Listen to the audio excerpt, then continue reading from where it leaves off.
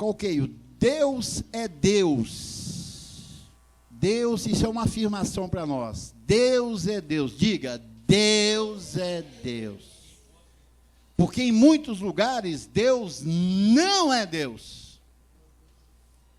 Não é Deus. Em muitos lugares, em muitas igrejas, em muitas sinagogas, Deus não é Deus. E nós queremos colocar isso aí bem clarinho na mente dos abençoados, porque isso vai apagar muitas tempestades, muitos desesperos, muitas angústias, muitas indefinições que foram trazidas na nossa mente de Deus, que mostra por esses ensinamentos na sua mente que Deus não é Deus, porque Ele precisa de você. Não é assim? Deus aí fora precisa de mim, precisa de você. Então, Ele não é Deus. Para nós, Ele é Deus, porque Ele não precisa de ninguém. Ninguém. O Deus que eu conheço não precisa de ninguém. E vamos ver aqui fatos que mostrarão, no início, na gênese de todas as coisas, que Ele não precisa nem da minha respiração e nem da sua, para Ele fazer alguma coisa. Ele é soberano. Diga, Deus é soberano. E só debaixo dessa graça, nesse evangelho que nós pregamos, é possível ver Deus como Deus. Fora dele, não conseguem viver e vê-lo como Deus. Sempre tem que fazer alguma coisa para Ele fazer alguma coisa para você. Então, Ele não é Deus. Ele não é Deus. Vamos aqui em Gênesis 1, de 1 ao 5. Presta atenção bem nisso aqui, que você sabe disso, mas queremos trazer isso como uma revelação, como um entendimento forte, para você sair daqui realmente como um Deus legítimo e não mesclado, porque nós recebemos tantos anos ministrações do antigo pacto pelo sistema religioso, que manchou a nossa mente, que de vez em quando ainda você tem aquelas alucinações que eles colocaram na mente dos filhos de Deus. Isso brota ainda dependendo da situação. E nós queremos cortar por completo tudo isso aí. Assim é? Diz aqui Gênesis. Quem escreveu Gênesis? Moisés. Diga, Moisés. Nós temos que saber disso. E Moisés era o quê? Um legislador. Moisés era um legislador. Era um homem que Deus levantou para estabelecer a lei, levar o povo a Canaã debaixo da lei. Então, ele foi um ditador de Deus na terra. E olha que Moisés não estava nesse tempo aqui, que nós vamos ler. E a ele foi dado o conhecimento de Deus para falar sobre isso. Não tinha ninguém que sabia disso, a não ser Deus falando para Moisés como aconteceu todas as coisas. Então, nós temos olhos iluminados para saber valorizar o antigo pacto e o novo pacto. Sabemos extrair o que é bom lá, para a conclusão para os tempos de hoje. Porque a lei foi o que? Sombra dos bens vindouros, não a imagem real das coisas. E no capítulo 1 de Gênesis 1, começa assim, olha, no princípio, criou Deus os céus e a terra. Você consegue imaginar isso? Você consegue entender isso? Alguém criando algo que nós vimos agora com os nossos olhos, ouvimos com os nossos ouvidos, tocamos com as nossas mãos, algo que foi criado, que é o quê? Ele diz, os céus e a terra. Deus criou os céus e a terra, abençoado. Você sabe o que é isso? Criador dos céus e da terra. No 2 ele diz, a terra, porém, estava sem forma e vazia. Começa ele a tecer, antes da sua criação. Havia trevas sobre a face do abismo, e o Espírito de Deus pairava sobre as águas. Parece que ali o Espírito estava o quê? Chocando aquilo, né? Ele estava pairando, igual uma galinha ali debaixo dela os ovos, né? Fica quieto ali, quietinho. Você passa lá, fica assim, horas e horas. Assim estava o Espírito pairando sobre a terra, chocando a terra, né? E ali havia o quê? Abismos, não havia nada, né? Mas o Espírito de Deus pairava sobre as águas. Disse Deus: haja luz, e houve o quê? Trevas? Não, houve luz. No quarto ele disse: e viu Deus que a luz era o quê? Boa. Parece que Deus ficava brincando, eu vou fazer isso aqui. Que chique. É Deus, né? O soberano, fazendo a vontade dele, mostrando, né, o seu poder. Então ele diz, chamou e fez separação entre a luz e as trevas. Então ele achou bonito que a luz se separasse das trevas. Chamou Deus a luz dia e as trevas noite. Houve tarde e manhã o primeiro dia. Então aqui nós vemos o Criador, o Deus que é Deus, fazendo algo que ninguém consegue fazer. E se eu e você não tivermos a nossa mente, a nossa visão, o nosso reconhecimento disso, é o que aconteceu no passar dos séculos, perderam a visão da Gênesis. Pararam de conhecer quem é Deus, porque perdeu a visão do início das coisas. E quando se perde essa visão, é como lá Salomão diz, não havendo profecia, o povo o quê? Então o que aconteceu com o povo? Se corrompeu. E hoje nós vemos o mundo como está. Vamos lá.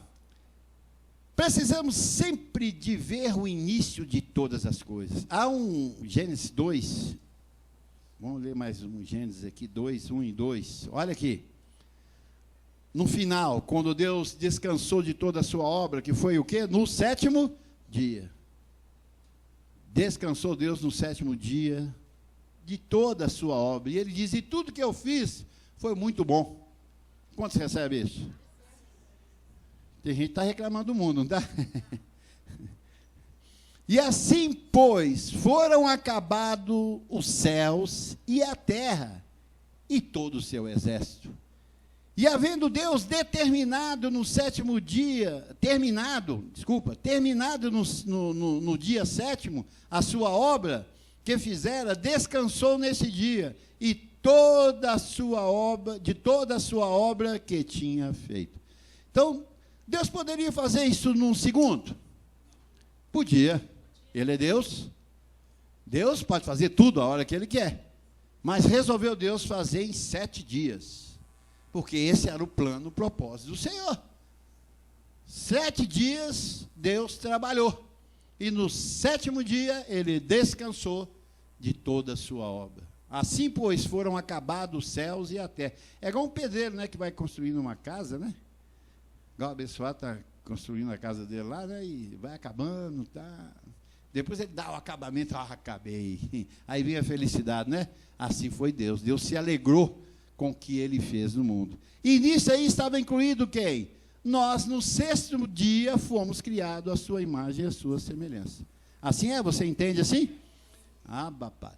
Então, precisamos sempre de ver o início de todas as coisas para saber quem é Deus e saber que somos continuidade. Somos continuidade. Somos continuidades e não criadores.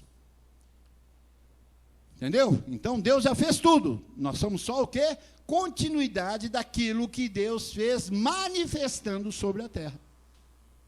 Para nós saber quem manda. Quando você volta a Gênesis, você descobre quem é o mandante de tudo. Quem determina o seu deitar e o seu levantar. Deus controla tudo minuciosamente. Fração de segundo, porque Ele é bom nisso. Ele diz que Ele terminou. Se Ele terminou, está tudo pronto. Não precisa fazer mais nada. Nós somos só continuidade daquilo que Ele falou que tinha que ser feito. E você tem que assumir essa posição. E nós vamos ver aqui que Paulo, lá em 1 Coríntios 4:1, vamos lá, Tiago, vamos ver agora o perito consultor, assim. Assim, pois, importa que os homens nos considerem como ministros de Cristo e despenseiros dos mistérios de Deus. Assim, pois, importa que os homens nos considerem como ministros de Cristo e despenseiros do mistério de Deus. E aqui está um mistério de Deus, a Gênesis, o início de todas as coisas. Porque se você lê esse livro simplesmente como uma história linda, bonita, maravilhosa, ela vai ficar uma história linda, bonita e maravilhosa. Não terá o efeito do poder de Deus na criação de todas as coisas e você glorificando Ele por causa disso. E pelos homens não dar glória a Deus, pela Gênesis estão se perdendo completamente. E Deus parou de ser Deus no meio do povo. Olha para você ver como estão as vidas hoje. Você vai ver que eles não reconhecem Deus como Criador. O desespero, a angústia está espalhada de tal forma sobre a terra, abençoados, que Deus não é Deus naquelas vidas. Eles não dizem assim, olha, quando a situação está difícil, apertada, e você já buscou todos os recursos humanos, e diz, agora é só Deus. Essa palavra só Deus, quer dizer, acabou, não tem jeito mais para mim. Porque esse só Deus não existe para aquela pessoa. Ficou uma palavra banalizada, simplesmente para encaixar, né, na desgraça, na destruição daquela pessoa, ou dos fatos que acontecem por aí. Então, perdeu a originalidade. Deus que fala-se aí, é um Deus criado pelos homens. Nós vamos ver isso aqui. Vou colocar na mão de Deus. Que Deus que você está colocando na mão o quê? É isso mesmo. Vimos esses primeiros capítulos de Gênesis, né? E versículos, primeiro capítulo e versículo, mostrando quem é Deus, o Criador. E os demais, de toda a Bíblia, é o cumprimento de toda a vontade dele na terra, que é o seu grande palco mostrando todo o seu poder. Isso é continuidade, você tem que entender isso. E para você conhecer o meio e conhecer o fim, você tem que conhecer o quê? O início de todas as coisas. Senão você não pega nem o meio nem o fim, você fica embaraçado na vida, é o que está acontecendo com muitos chamados até filhos de Deus. Abençoados, Deus é Deus e precisamos de conhecê-lo como Ele é, e não como pensamos, pelo que fomos ensinados, pelo sistema do mundo que é religioso. É importante que aquele que traz o conhecimento, aquele que ministra a quem submete a Deus, é importante que ele traz o conhecimento da Bíblia, seja alguém que tenha pleno conhecimento da revelação do Gênesis. Ele tem que estar sempre voltado para o início, sempre voltado naquele Deus, porque aquele Deus ali é o Deus original. E se você não tem a visão desse início, você perde a originalidade do Deus que é Deus. E se perde, né, pelos ditos populares aí de quem é Deus. Então é importante que esse ministro traga essa revelação para não confundir a igreja com a sabedoria humana. Vimos que no passar dos séculos isso foi roubado da igreja. Homens que não conhecem a Gênesis de Deus por não obedecerem à regra do Senhor. Qual é a regra? Conhece o princípio, saiba quem é Deus no princípio, conheça a sua magnitude, o seu poder, lê ali, vê a grandeza de fazer os céus e a terra, isso que os seus olhos vê, e você encanta com esse globo terrestre, né? E vê que ninguém poderia fazer isso a não ser um Deus. Ninguém poderia fazer isso que existe a não ser um Deus. Então é importante que aquele que traz esse conhecimento veja essa originalidade. Veja bem, abençoados, E vimos que no passado século isso foi roubado da igreja. Homens que não conhecem a Gênesis de Deus, por não obedecerem à regra do Senhor, começaram uma grande descoberta de quem é Deus. Porque uma vez que você perde essa visão, né, de quem é Deus, né, você começa a buscar. Porque há um anseio no coração, na mente de todas as pessoas, conhecer Deus. E mesmo porque se ouve falar muito de Deus, que Deus é bom, que Deus cura, que Deus salva, que Deus prospera, que Deus traz casamento, traz marido, traz esposa, traz filho. Então, toda a necessidade humana, eles colocam como Deus que faz. Mas, para conhecê-lo fazendo, tem que conhecer o quê? A Gênesis, diga Gênesis, né? E começaram essa grande descoberta de quem é Deus, onde surge uma terminologia no meio dos homens chamado teologia,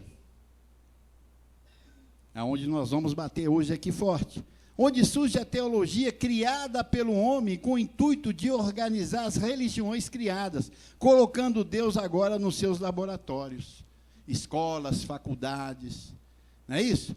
Vamos descobrir quem é Deus, né? E eu pude colocar, o que é teologia? A expressão teologia, ela significa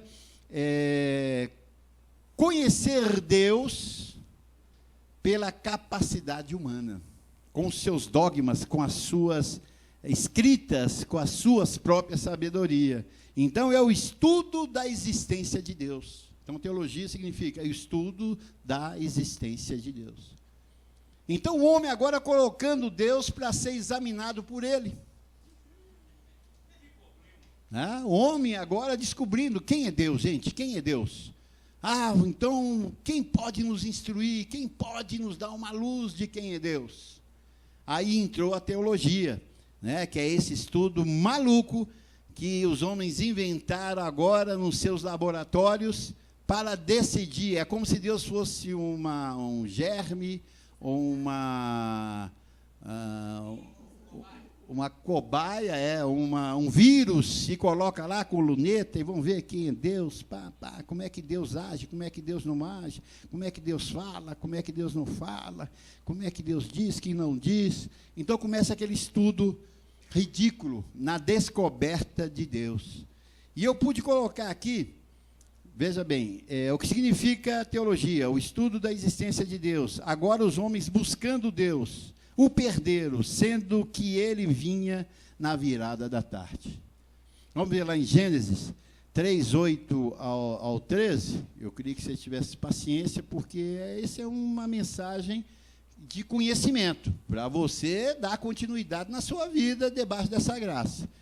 Então, veja bem, como era Deus? Vamos ver, como é que Deus atuava no meio dos homens? Aqui eles colocaram a teologia como aquilo que estuda a existência de Deus. O homem buscando o conhecimento de quem é Deus. E aqui na Gênesis nós vamos ver como é que Deus agia. Vamos ver uma diferença aqui.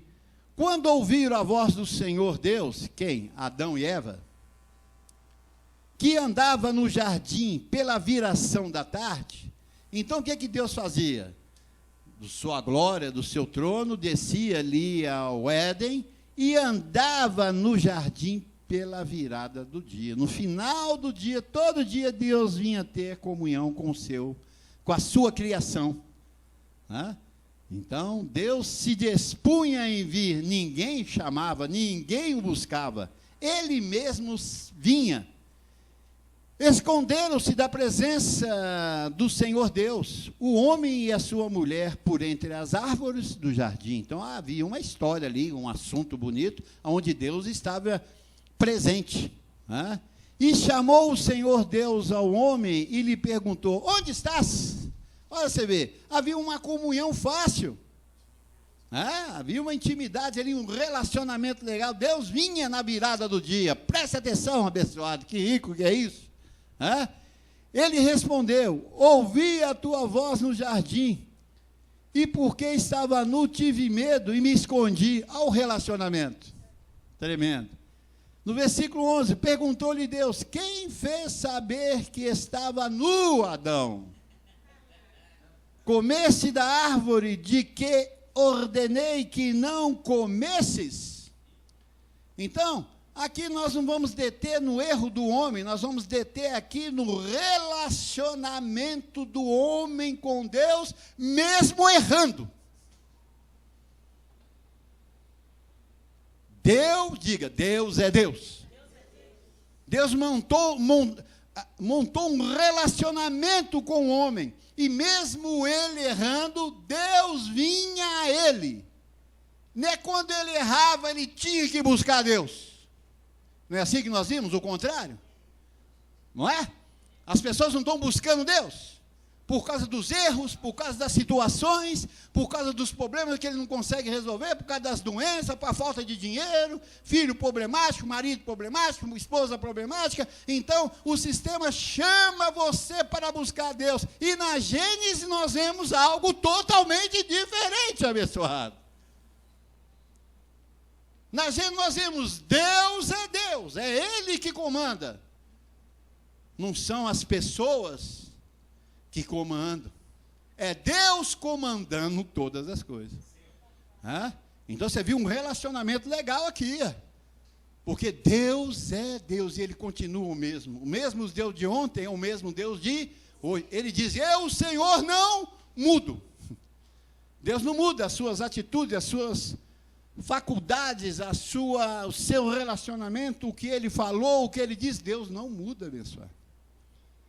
E mudaram por causa do quê? Da teologia. Essa é a desgraça do mundo.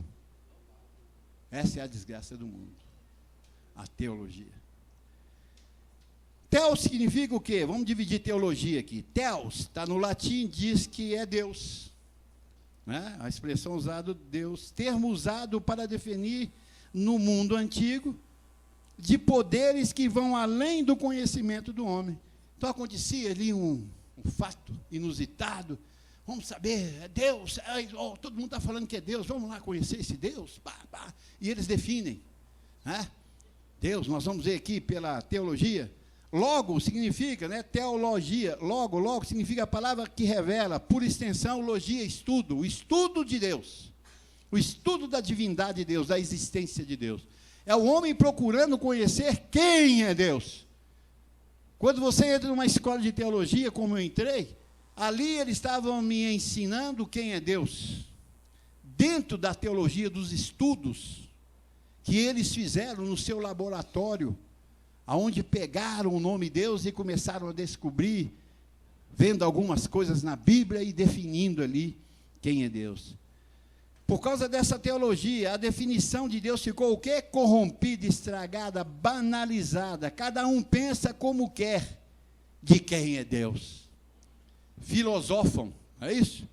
Chega na turma aí dos crentes, batista, metodista, assembleia, quadrangular, universal, católica, e chega para um membro e diz assim, olha, meu irmão, quem é Deus para você?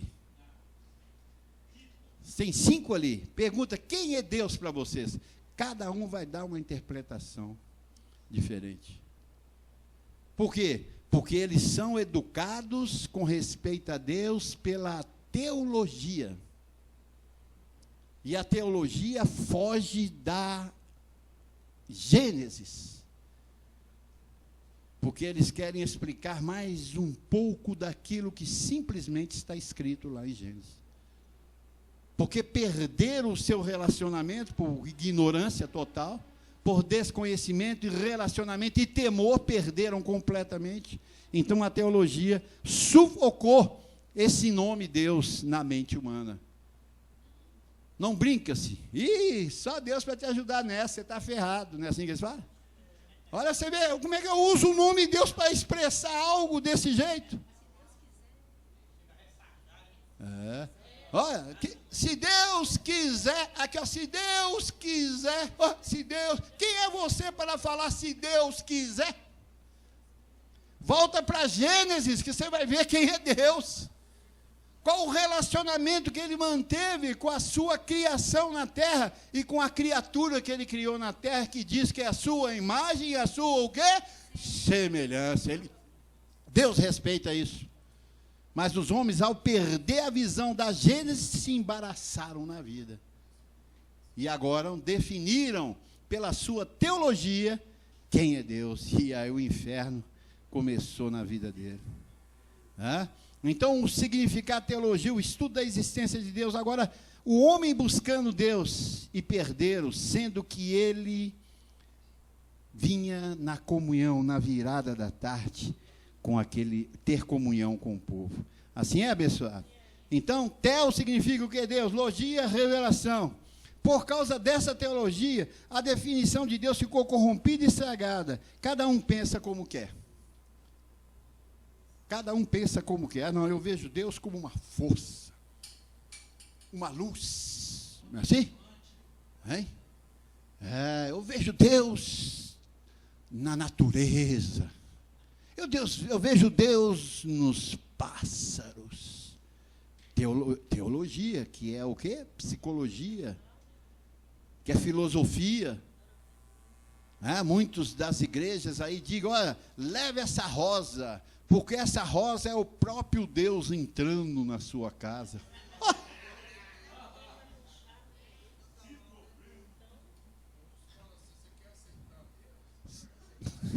Aceita Deus, aceita Jesus.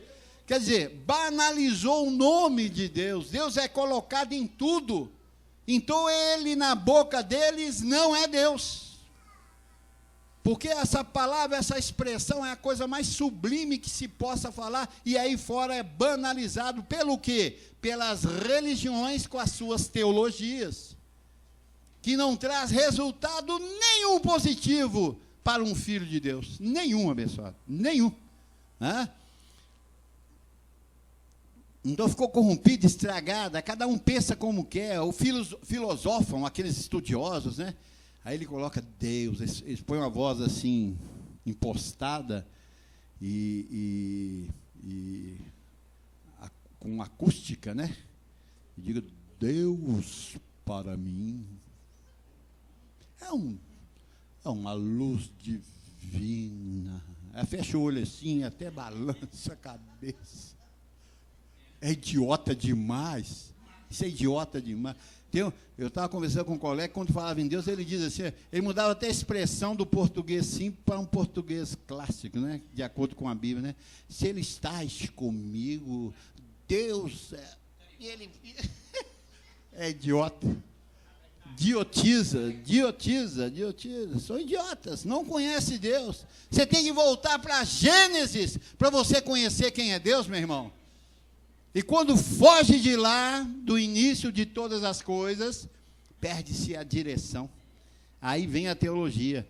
E a teologia, vou dar a origem dela aqui, tem como seu patrono um grande filósofo e matemático, por nome chamado Platão. Quantos conhecem Platão? Todo mundo conhece Platão, ou já ouviu falar? Aqueles que estudaram, né, Tiago? Fizeram estudo nas escolas, sempre fala sobre Platão, um matemático, um filósofo, um aristocrata, hein? Um filósofo tremendo, um aristocrata tremendo, um homem nascido numa família rica, poderosa, nos tempos antigos, 400 anos de Cristo.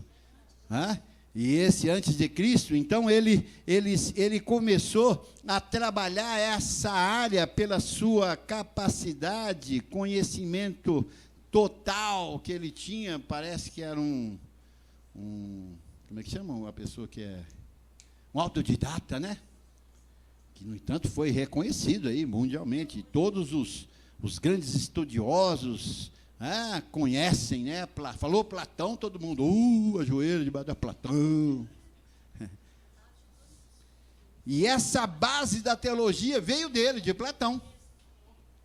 Veio de Platão. Ele foi o que deu o pontapé inicial disso, né? E é conhecido mundialmente pelos sábios desse mundo. Platão estudava a divindade criada pelos homens na antiga Grécia, religiões, mitologias, deuses. Então, Platão, vendo a religião dos homens, os grandes deuses criados na Grécia, ele começou a estudar sobre isso, que se deu a chamada conhecer o poder desses deuses, a criação desses deuses, né, a existência desses deuses. Ali surgiu o teólogo Platão, né? E vamos ver aqui alguns dos deuses que ele estudava naquela época. Hoje é uma aula histórica aqui que nós estamos dando, né?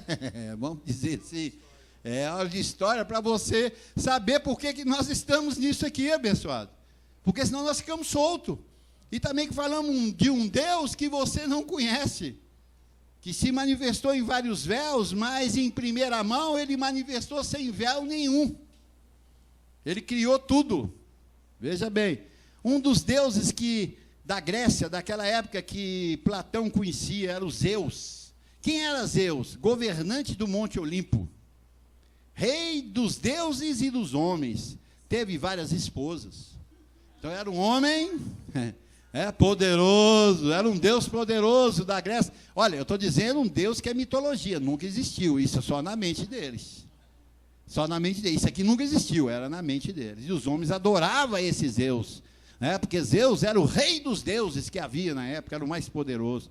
Aí depois veio Poseidon, né? Deus dos mares, Atlanta, aquele que causa terremotos, tsunamis. Veja bem, Atenas, deusa da sabedoria, da violência sanguinária.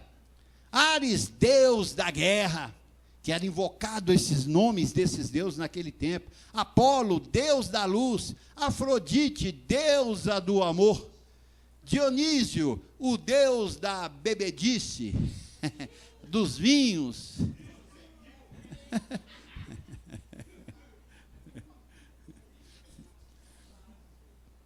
Então, esses deuses surgiram ali, e Platão conheceu bem eles e definiu eles aqui, abençoados. Imagina a cabeça desse homem. Que Deus que ele falava? Era Deus. Aqueles eram deuses daquela época. Que tinha algumas coisas que eles invocavam lá e acontecia para eles crerem naquilo. Uma magia, sei lá, algo da natureza que acontecia, eles denominavam um Deus. Só que eles não conheciam, nem Platão, a Gênesis. E esses homens da teologia se baseiam totalmente nele, pela sua capacidade da época, que muitos pensadores, homens influentes daquela época, aprenderam com Platão, e eram discípulos de Platão. Então, esses agradavam os seus deuses com as suas oferendas, manjares, objetos, animais. Então, esse Platão, ele teve influência forte no mundo religioso, porque ele veio para estudar os deuses. E hoje nós não vimos essas operações de oferendas a deuses no meio dos crentes? A mesma coisa. Por quê? De quem você aprende, você aplica. Porque o sistema religioso denominacional criou a teologia. E hoje nós vimos uma teologia em cada igreja.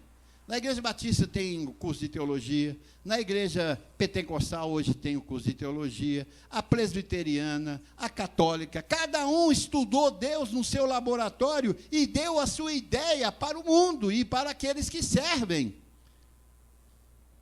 a sua igreja, para oferecerem a esse Deus as suas oferendas. Nós não vimos no meio do espiritismo muitas oferendas? A Iemanjá, não é isso?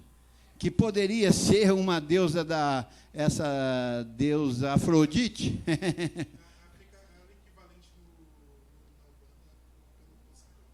Poseidon? Porque é das águas, né? Então não oferecem lá os seus manjares, comida, bebida, não é isso? É a teologia espírita. Aí vem a teologia católica, também não é a mesma coisa? Não oferecem muita coisa aos seus deuses lá da Igreja Católica? Não oferecem? Jesus lá de Nazaré, mas em volta tem um anjo aqui, tem a senhora aqui, tem o senhor aqui, tem o santo aqui. Eu vou oferecer um sacrifício a esses deuses. Vou colocar a vela amarela, a vela preta, a vela de 2 metros de altura, que até queimar tudo aquilo, eu vou alcançar a minha bênção. Outros levam retrato, outros levam perfume, outros levam comida, outros levam isso. Não é assim?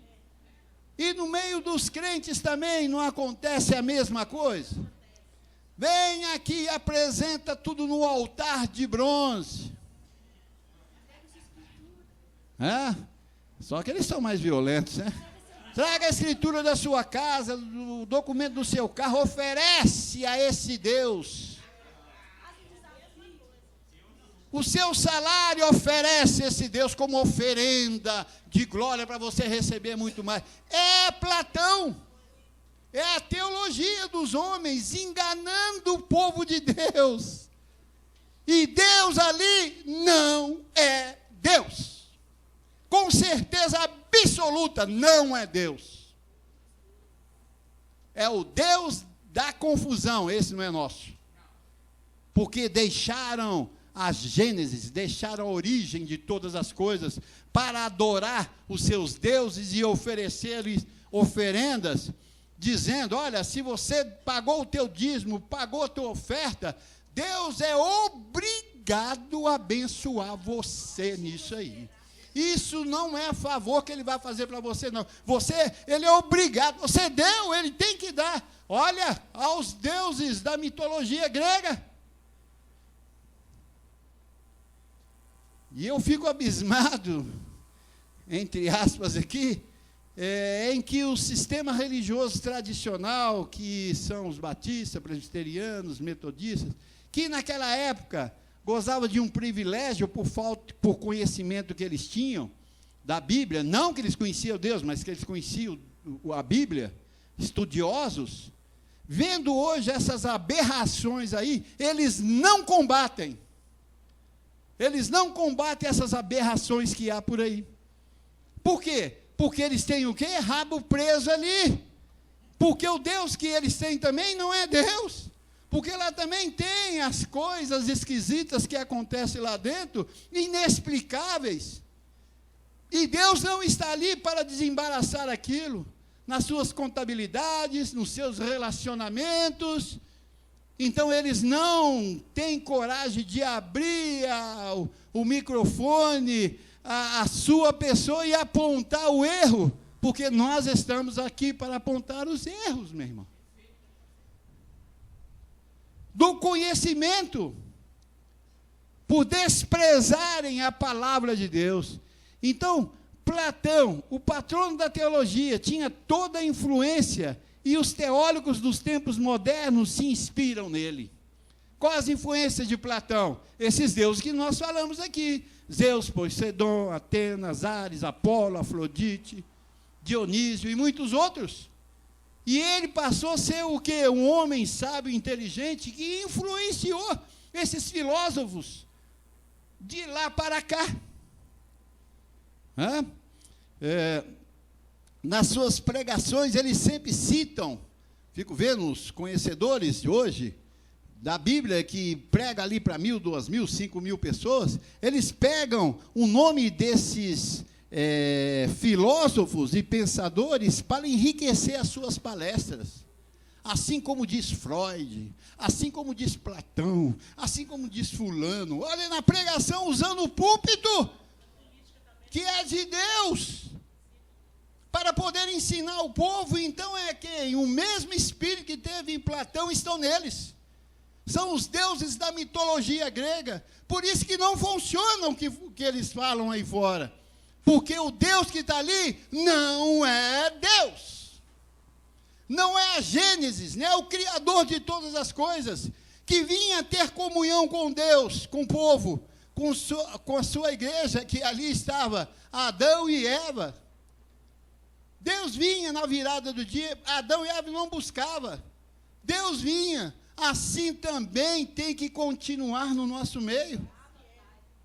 Nós tivemos um grande espetáculo no mundo, O nosso Deus veio até nós não buscamos Ele, Ele veio até nós. E nós aprendemos com Ele isso, abençoado. Nós estamos na Gênesis do Senhor. Ele veio ter comunhão conosco, porque nós não esperávamos Ele, eu não esperava.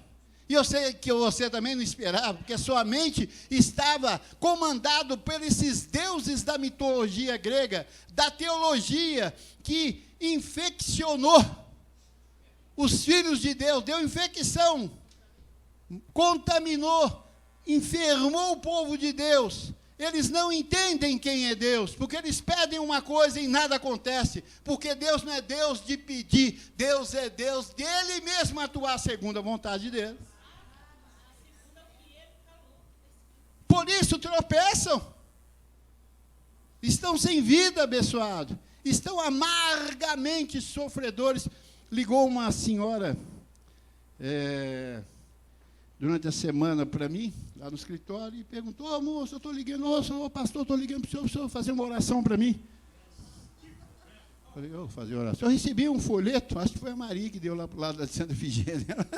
Eu recebi um folheto aqui, e eu estou precisando de muita oração. Meu filho está depressivo aqui em casa, eu tenho que ficar tomando conta dele, e eu preciso da oração para o senhor me ajudar. Falei: ai, meu Deus. Falei: não tem como só ir lá no Ministério Ciência de Cristo, na Avenida Afonso Pena, 571, no Hotel Financial, 4º andar. Lá nós vamos explicar detalhadamente para a senhora. Não, eu não posso sair daqui porque meu filho está muito doente. Eu já fui em várias igrejas, pedi oração, mas não está funcionando. Falei: nem vai funcionar. E os que estão funcionando se chama feitiçaria, porque vai acabar. E nós já selamos o término de toda mentira do sistema religioso sobre os filhos de Deus. Nós já cortamos tudo isso, nada vai funcionar. Nós desfazemos as feitiçarias nessas igrejas. Porque essas igrejas são feiticeiras, não são a igreja do Senhor. Porque eles buscam Deus. Deus não se busca, Deus se apresenta. Deus se revela para o seu povo. Nós estamos no caminho certo, porque nós recebemos um Deus vivo no nosso meio. E o nome dele é Jesus Cristo Homem. Dr. José Luiz de Jesus Miranda, o véu de Deus na terra, que foi escândalo na terra. Sempre foi desse jeito, abençoado. Nós temos a direção do Deus vivo no nosso meio, porque nós fomos na Gênesis.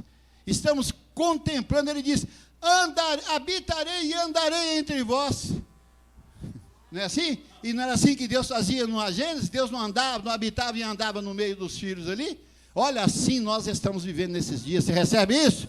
Você não tem que esquentar sua cabeça, você não tem que se preocupar, você não tem que desesperar. Deus está conosco, abençoado. E se o Senhor é por nós, quem será contra nós? Agora nós temos o Deus que é Deus. Nós não temos esse Deus da mitologia grega trazida por Platão e pela teologia dos homens nas suas denominações, aonde leva os homens aos erros. E estão enfeitiçados por isso aí, abençoado. Então veja bem, perder a comunhão por inspirar em Platão. Essa é a desgraça que vimos no meio dos crentes, dos católicos, dos espíritas, de todas as religiões. Porque é o homem querendo desvendar quem é Deus. Deus nunca se deixa ser conhecido, abençoado. Ele se encobre, Deus se esconde. Por isso que ele vem em Jesus de Nazaré, eles mataram ele. Lá, por quê? Porque não viram ele. Não é verdade? Por isso que ele veio em Jesus Cristo, um homem, e desprezaram ele, anularam ele, porque Deus se encobre, Deus nunca deixa ser buscado pelos homens, ele se manifesta, e se ele não manifestou ainda por uma pessoa, ela está perdida. Você pode ver que nada dá certo uma coisa, as outras todas estragadas, ela não tem paz, não tem alegria, não tem gozo, não tem satisfação, ela acorda com a mente toda perturbada, desesperada, porque está sem Deus. Agora, quem está debaixo da graça, sabe e levanta e diz: hoje é o melhor dia da minha vida, porque ele sabe que Deus é Deus na vida dele. Que ainda que venham as tribulações, mas ele sabe que Deus é Deus da sua vida. Ele conhece aquele que criou os céus e a terra, tudo quanto nela há, meu irmão. Você e eu somos criaturas dele, gloriosa como filhos. Diga, eu recebo.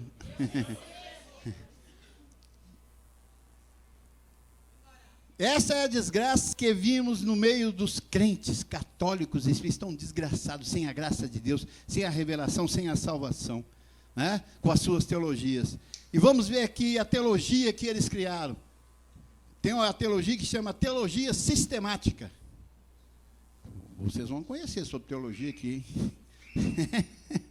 Não para agir, mas só para conhecer a burrada que eles fizeram com isso aí. Onde divide a Bíblia.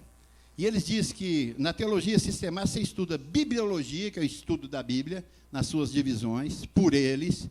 Eclesiologia, que é o estudo da igreja, levantada por um sistema religioso. Então você estuda a origem da igreja, né, nos seus detalhes, nas suas atuações, das suas missões, dos seus missionários, né, como a igreja católica, né, das suas missões de guerra daquela época, né, da Santa Inquisição.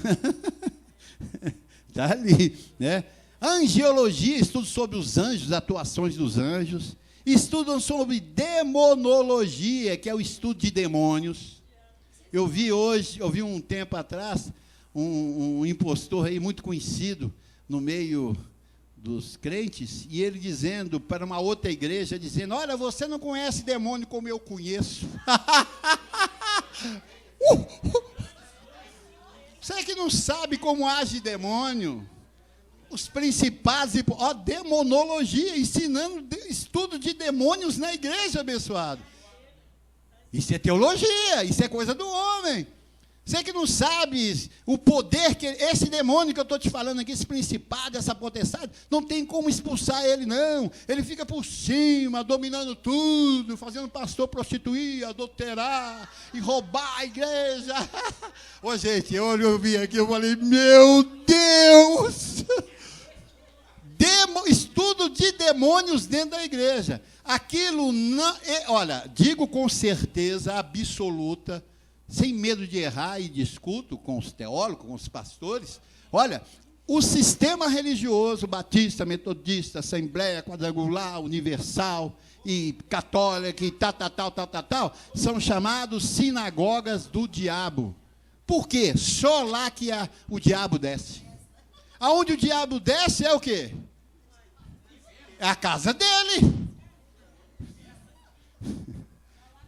Sendo que nem ele mesmo existe para nós, porque o Deus dos deuses, ao morrer em Cristo na cruz do Calvário, destruiu, a saber, aquele que tinha o poder da morte, o diabo.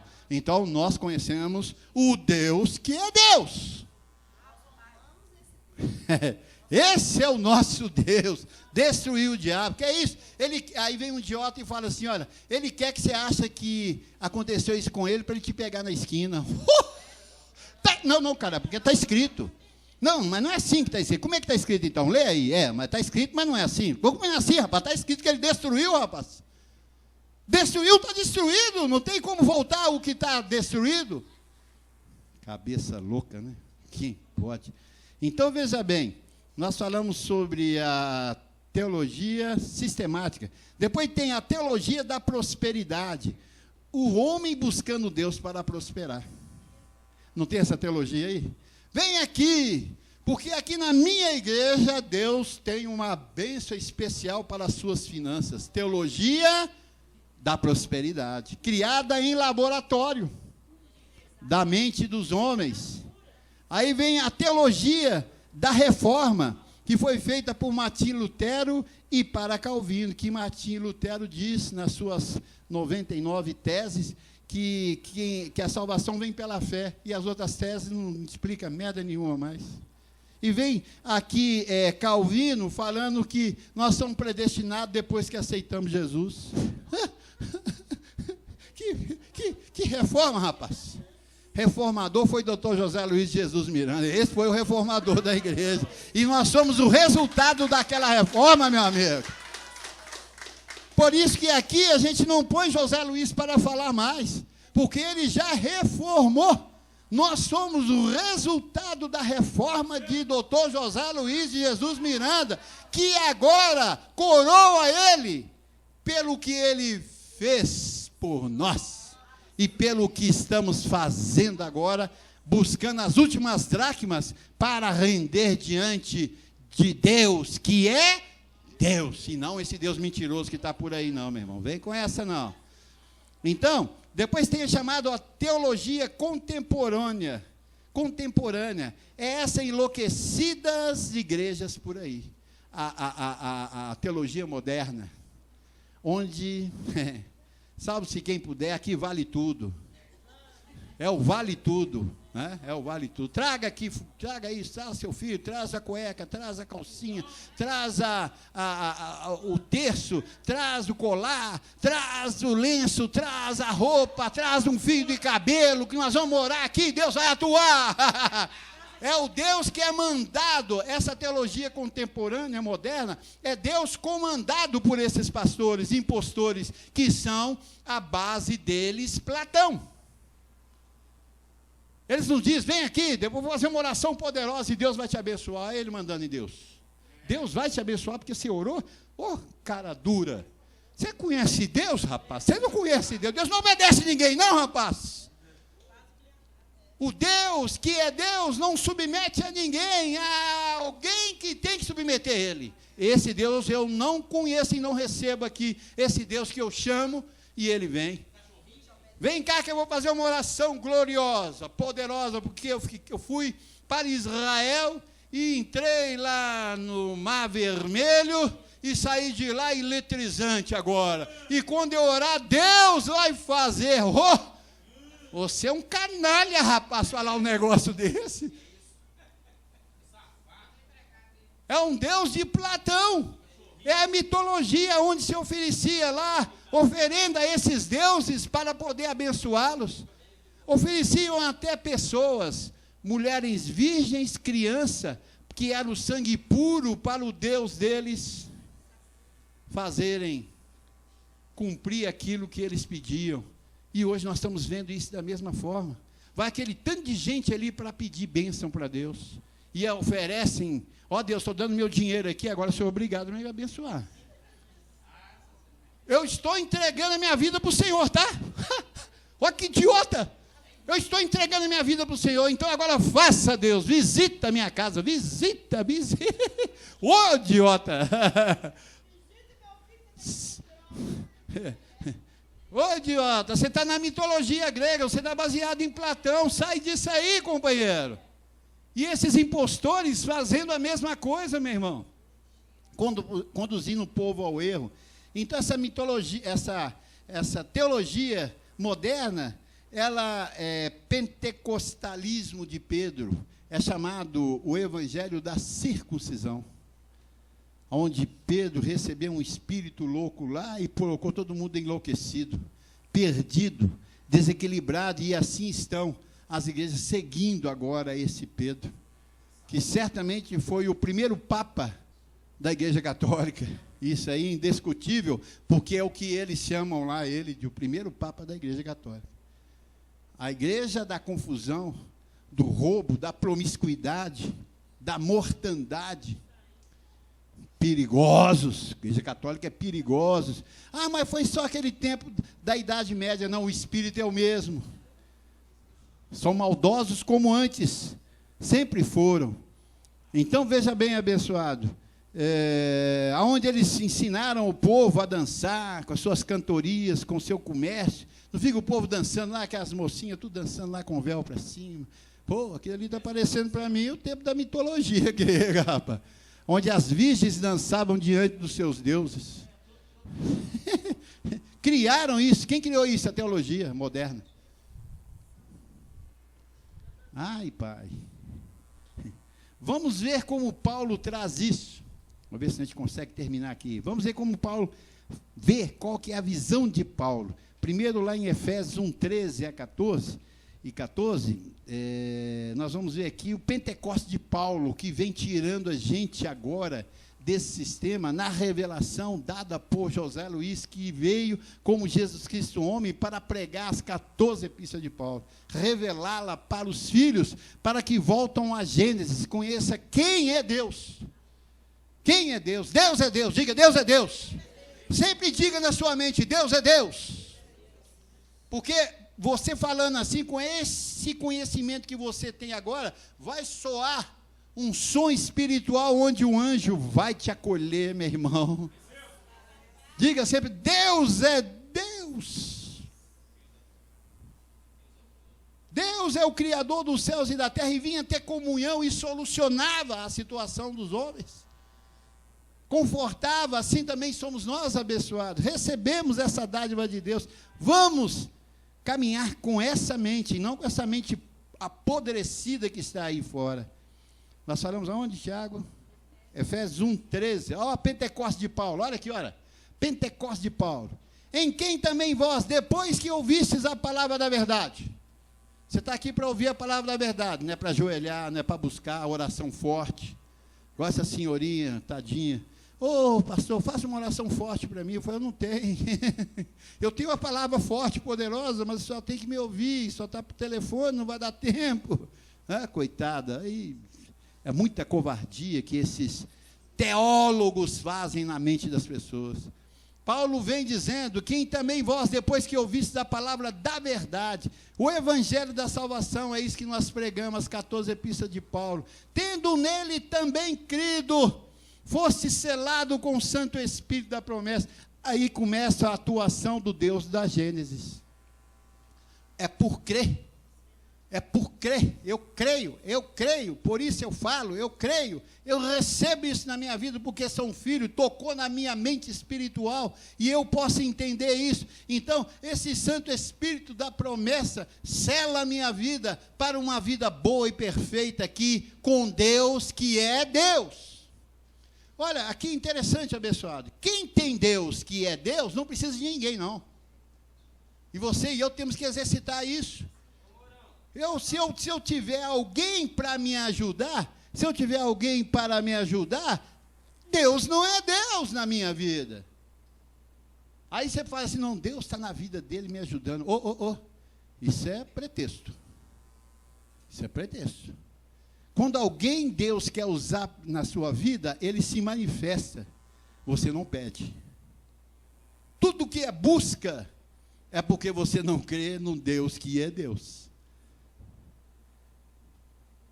Ah, mas essa situação, vou buscar socorro aqui, vou buscar socorro ali. Não, espera, Deus. Deus é Deus. Deus é Deus. Deus é Deus.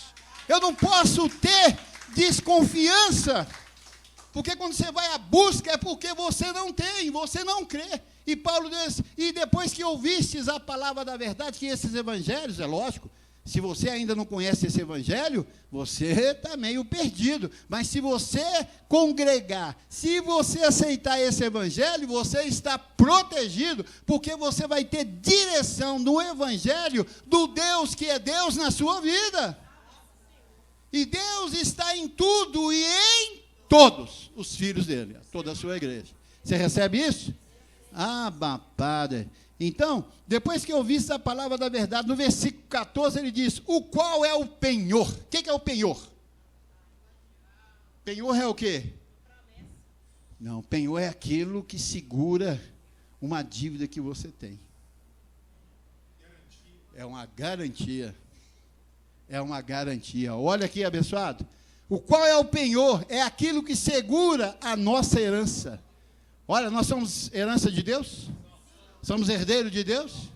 Então, veja bem, o qual é o penhor? Quem é o penhor? O Espírito. Quer dizer, a vida dele, a palavra dele na sua vida. Você está seguro. Quantos se sentem seguros?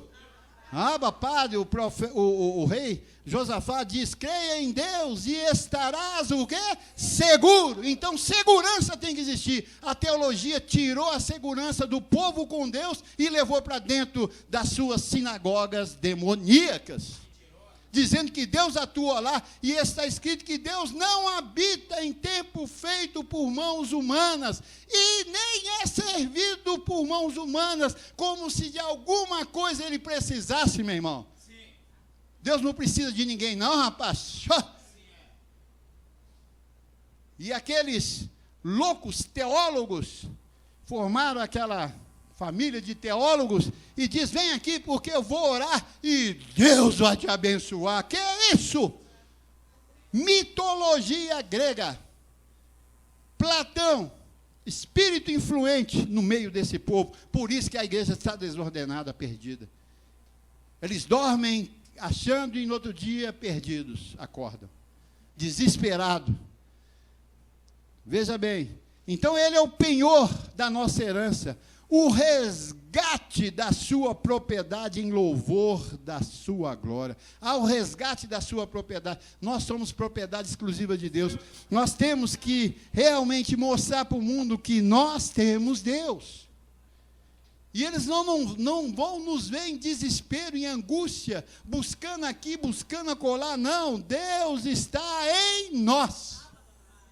E você vai ver a atuação dele de uma forma gloriosa, fenomenal, porque você vai tirar toda a estrangeirice, vai tirar toda a palavra errada, todo o ensinamento errado que eles trouxeram na sua vida e te maculou, te manchou. Não se usa aí hoje, continuamente na boca das pessoas, guiado pela teologia católica, tudo, Nossa Senhora, não é assim? E até tem crente que usa isso, hein? Aí ele diz: não, isso é força de costume. Costume mal, rapaz. Tradição infernal que está na sua vida. E a boca fala do que está cheio o coração. Foge disso aí, porque isso é mitologia grega. Isso não é Deus, não. Vamos aqui. Nisto dá continuidade à Gênesis de Deus. Paulo diz que serve Deus é no seu espírito e não na carne. Então, quando ouvistes a palavra da verdade, isso dá o quê? Continuidade à Gênesis de Deus. Deus é Deus que fala, e o Filho o quê? Ouve e obedece. Você recebe assim? E Paulo diz que servia, Deus era no espírito, não é na carne. Lá em Romanos 1,9 ele diz: porque Deus, a quem sirvo? Aonde? Em meu espírito, na minha mente. Por isso você tem que ter cuidado com aquilo que entra na sua mente, abençoado. Porque pode ser que a contaminação, não receba, mas pode ser que a contaminação do sistema ainda está na mente, e quando está na mente do sistema, vai para a carne. Você começa a buscar socorro aqui, socorro ali, pensa aquilo, pensa mais aquilo, que não provém de Deus, mas se está no meu espírito, olha, e Paulo diz: a quem sirvo no meu espírito, no evangelho do seu Filho. Abençoados, abençoados. Curados, curados. Enriquecidos, enriquecidos. Salvos, sempre salvos. Porque quem falou foi Deus. E Deus não é como o filho do homem, para se arrepender e mentir, não, meu abençoado. A teologia fala: você perdeu a salvação, vem aqui e aceita Jesus de novo, que você vai ser salvo. É uma mercadoria barata no meio deles, no nome de Jesus. Nós temos que ter cuidado, meu irmão. O Deus que eu sirvo no meu espírito, no evangelho do seu Filho, a minha testemunha e como é minha testemunha de como incessantemente faço menção de vós. Então, sempre Paulo falava à igreja, que está em Roma, que está em Éfeso, que está em Filipe, a igreja dos Gálatas, faço menção ao meu Deus que sirvo no Espírito sobre a vida abundante que vocês estão recebendo. Assim é? Você recebe? Então é necessário que o ministro tenha visão do início, da gênese de Deus, para sempre glorificar o Senhor. Paulo tinha essa visão. Rapidinho lá em Romanos 1:28. Hoje vocês estão ouvindo muito. Mas é por vocês conhecerem que Deus é Deus. Ele esteve no nosso meio. Deus é Deus. Quando você fala assim, Deus é Deus, o que você está dizendo? Não tem nada maior do que Ele. Não tem nada impossível para Ele. Não tem mais nada glorioso, nem nos céus, nem na terra, do que Ele. Ah, meu marido, que? Minha esposa, que? Meu filho, que é isso, rapaz? Não tem ninguém maior do que Ele. Você depende única e exclusivamente dEle, para Ele você vive. Assim você crê? Assim você recebe? Então Deus é Deus. Aqui nós não brincamos de Deus. Joga uma aguinha benta em você, pega um óleo ungido de Israel, pega uma mistura de uma podridão que eles arrumam lá, joga em você, manda você levar rosa, manda você levar sal, manda você levar lenço. Não, aqui não é obra de macumbaria, aqui não é centro espírita. Isso aqui é a igreja de Deus, que é Deus. E essa igreja vai fazer um barulho arrumado. Onde nós paramos? Romanos 1:20. Olha aqui Paulo dizendo: porque os atributos invisíveis de Deus, está falando de Cristo não, tá? Porque os atributos invisíveis de Deus, porque Cristo era o quê? Uma criação de Deus. Cristo é uma criação de Deus. Assim o seu eterno poder. Então, o seu eterno poder, Deus criou os céus e a terra para manifestar o seu o quê? Poder, eterno poder. Como também a sua própria divindade. Claramente se reconhece, Os olhos do nosso entendimento foi aclarado por quem? Por Deus. Não foi homem, foi Deus que aclarou a nossa mente. Assim é? Claramente se reconhece desde o princípio do mundo. Olha, desde o princípio do mundo. Paulo conhecia o princípio do mundo. A Gênesis estava na mente de Paulo. Eu sirvo Deus no meu espírito. Quando você serve Deus no seu espírito, você vai para Gênesis 1. Deus criou os céus e a terra. Aí você vê quem é Deus, meu irmão. Abba, Padre. Ele diz, claramente se reconhece desde o princípio do mundo, sendo percebidos por meio das coisas que foram criadas. Deus criou os céus e a terra. Tais homens são, por isso, indesculpáveis. Por quê? Porquanto, tendo conhecimento de Deus, não tem conhecimento de Deus? Esse povo aí tem. Esses pastores tudo têm conhecimento de Deus, eles estão ali em nome de Deus, em nome de Jesus. Tendo conhecimento de Deus, não glorificaram como Deus. Por quê? Veja bem, por que não glorifica como Deus? Porque Deus precisa da oração deles. Então não glorificam Ele como Deus. Deus precisa do jejum deles, Deus precisa do monte deles, Deus precisa da consagração deles. Isso é mitologia grega. Isso são os deuses da Grécia. Não glorificaram como Deus, nem lhe deram graças. Antes, se tornaram nulos nos seus próprios raciocínios, obscurecendo-se-lhes o coração insensato.